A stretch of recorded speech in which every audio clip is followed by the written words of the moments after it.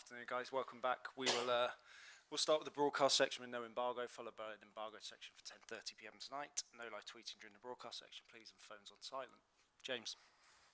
Ange, good afternoon. Final preparations tomorrow then before the season starts. What's your assessment on how everything's gone with the pre-season tours and this week with the welcome back of a few of your players too? Yeah, it's been pretty good, pretty solid. Tour was good, well organised, kind of less disruptive than sort of last year's pre-season in terms of just training, and the games were really good. Each game was a little bit more of a challenge for us, and the conditions were tough, but players got through it really well. And as you said, we got the internationals back this week, so we've had a really good week of training with them back. They help just with the quality and intensity of our training. And the key thing for us is that up to date, and we've still got sort of 10 days to go. We've put in a good sort of block of work, and for the most part, everyone is pretty healthy, which I guess from our point of view is the most important thing. Do you feel in a better place going into this season than you did in your first season last year? Well, I feel we're better prepared for sure, because this time last year there was still a lot of things happening, a lot of sort of comings and goings, and like I said, our pre-season tour was pretty disruptive, and we probably didn't have the games we wanted to, and it was a little bit of a leap into the unknown. Whereas I think, as I said, it feels like we're better prepared. Certainly, the training sessions have gone up a notch this year compared to last year, and that's because of player familiarity and the coaches we have. So. I think everyone thinks they've had a fantastic pre-season, but until we get to that first game, none of us really know. But as I sit here right now, I think we're well prepared. A transfer window in full flow as it is. I know you mentioned last year dealing with ins and outs, particularly Harry Kane, or you'd be welcoming him back tomorrow. Story this morning about Tottenham in advanced talks with Bournemouth over Dominic Solanke. Is there any truth in that? Is there anything you can add from your side? And is he maybe the player or the striker that you've been looking to bring in since Harry left the club last year? I don't think we've been looking to replace Harry. I think I said a number of times last year, you can't really replace a generational player. There's a reason they kind of stand apart. But fair to say that's an area of the park, the front third, where we really believe we needed to sort of reinforce this year. We've been working hard to try and get the right kind of players into those areas that we need for another challenging season ahead. Obviously, we're back in Europe, which means more games, and the one thing coming out of last year was that when we had disruptions in terms of injuries or suspensions, there was a real drop off, and we want to sort of try and mitigate that this year by having a stronger squad to cope with everything we do.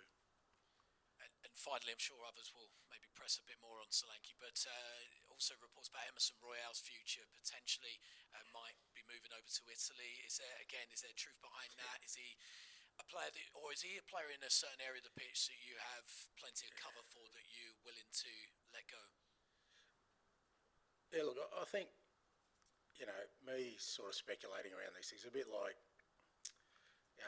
the treasurer, or what do you call them here, the exchequer. If I speculate stock markets could crash, mate, or in our world, Twitter or X, whatever, it could go in a meltdown if I start speculating about things. So, look, it's fair to say we've still got some work to do in the transfer window, and hopefully, those kind of things, they will get resolved. It's a little bit difficult for me because I don't have a control over that to kind of be definitive about it, but like I said, I'm hopeful that over the next sort of few days there'll be some resolution both ins and outs. Hi Ange, could I ask you about Richarlison? He's sort of one who, you're talking a lot about adding to the attack, but he's one who's maybe had an uncertain future, but he's come out and said he wants to stay at Tottenham. How do you feel about him sort of saying that, and where his future lies with all that's going on? Yeah, I'm not really sure where the uncertain future comes from, not from my behalf. When he was fit last year, he played all the time, and he played well, but it was quite evident that when he was missing, we had to play Sonny in there, and we had to sort of cover areas. So this is not about sort of, replacing Richie, or, for us, it's about adding to our squad we want to get stronger out of every transfer window we've had. And from my perspective, I've seen Richie as part of what we're trying to build here. And like I said, last year when he played, he was very, very good for us. And hopefully this year we keep him healthy and he plays more. Having some more quality and depth in that front third hopefully means we can sort of protect our players a little bit more and cover their absences when they're not there. And he improved under your manager, under your leadership last season. But do you think that he can still thrive if there's another, say, big number 9 like the profiles that are being discussed out there at the moment? I don't see why that would hamper. I'd like to think that us being stronger as a team, I think every player who's here would want us to get better. I think if you want to be a club that challenges for trophies, you need to have a strong squad, and that means having good quality players all over the park. And I certainly, as I said, when there was plenty of evidence last year to show that our absences cost us a fair bit last year, and I want to try and mitigate that. And is there also a type of player in your squad that sort of is facing an uncertain future? Maybe not Richie, but some of the other ones. Oliver Skipp's in that sort of category, maybe, and Maynor Solomon. And how are those guys dealing with it, and how do you sort of expect them to deal with it?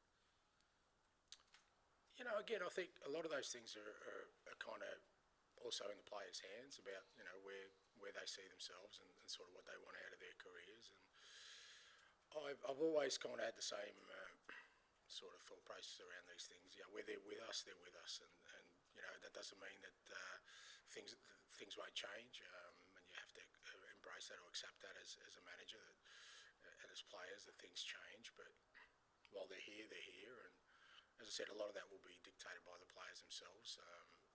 I do think that with depending on the individual players, they've got a career, they've got to sort of manage themselves as well, about whether they think that this is the right place for them to keep progressing. And I always respected the fact that a lot of these decisions also come down to them. Jerry. Hi Ange, could you just talk through the recruitment process a little bit? Obviously, I'm guessing it's quite a collaborative effort. You look at a lot of stats as well, but how important is the character and the temperament of the sort of player you want to bring in? Yeah, really important for me. I think I've said that on a number of occasions that it's I guess the environment we want to build, and even the way we play is fairly unique, and I think you need to be a certain kind of personality and character to embrace that. Obviously, the playing qualities are paramount, but there's a lot of good footballers in the world. There's plenty of good footballers, and sometimes what differentiates them is the kind of personality and character they have, and I put great stock into that. It's not an exact science, to be fair, so it's not something that necessarily is data driven as to what kind of person they are, but I think there's a process that you can go through that sort of assures you that I've spoken about it before. Is a big part for me is the motivation of why they want to come to us as opposed to anywhere else, and we kind of try and make sure that for the most part we try and get that right. And obviously, a year into the job, what do you think the expectation levels are from the fans for this year, and obviously from yourself and the players? I think the fans' expectations every year are that they want to see their club winning, and being successful. I don't think that necessarily should change or diminish just because of change. Particularly at this football club, it's a big football club, and it's been there or thereabouts for a very long time. So you'd like to think that our fans are optimistic about the season ahead, but for me, it still comes down to the basic core principles of we need to improve on last year, the areas where we kind of fell short, and build on the areas that we did really well. Because what we do know in the Premier League is that the competition doesn't stand still. It's the teams ahead of us and the teams around us or behind us. Don't stay in the same place necessarily. They improve. So for us, if we don't improve, we kind of lose ground from where we are. So we need to try and improve at a greater rate than the opposition, and that's what we want to do. We want to push on from last year, and if we can improve our football, be more consistent, I think it'll put us in a decent place. last one for me. Huge game tomorrow. Bayern Munich is a glamour fixture, isn't it? Harry Kane will be there. You know, whatever part he'll play, but he this time last year he played his one and only game for you, scored a hat trick. Did it sort of give you a glimpse of what a player like Kane can do wherever he is, sort of thing? Yeah, I think he scored more than a hat trick. I think I only got 4 or 5, and people questioning whether I could fit him into my system. So I reckon he did all right in that game. So look, he's a quality player, and he proved that last year. You know, he went to the Bundesliga, broke records, he scored goals. Outstanding player. I mean, I hope it's a good day for him tomorrow in terms of before the game, not during the game, because he's a generational player, as I said. And when these players leave clubs, sometimes it's not in a nice neat bow where they can say goodbye and get acknowledged in the right way. So I'm sure our fans will definitely give him the welcome he deserves, and I'm sure he'll appreciate it tomorrow. It should be hopefully a good day for him, like I said, until the whistle goes, and then hopefully we make it a bit more miserable for him. I'll finish this section with Rob, please. Hi, Ange.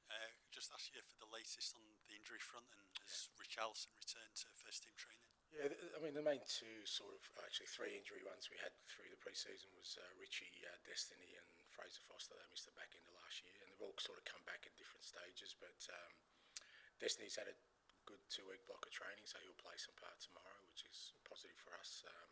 Richie and Fraser have got back into training this week and have had both of them sort of had a good block of training. Won't feature tomorrow, but with another week's training before the start of the season, hopefully they'll be in a good place. But they were the main ones. Everyone else, as I said, has had a pretty solid pre-season. Those returning from the international tournaments, are they in a position to start tomorrow? They'll play. It's probably not ideal, but again, it's our only game before our first fixture, and they've come back in good condition. I mean, they've all looked after themselves. Again, they've had a good week of training, so they'll get some minutes tomorrow. Unlikely to sort of start the game, but we'll try and get some minutes more tomorrow, and then obviously our first league game's on a Monday night, so we get a few extra days of training with them next week.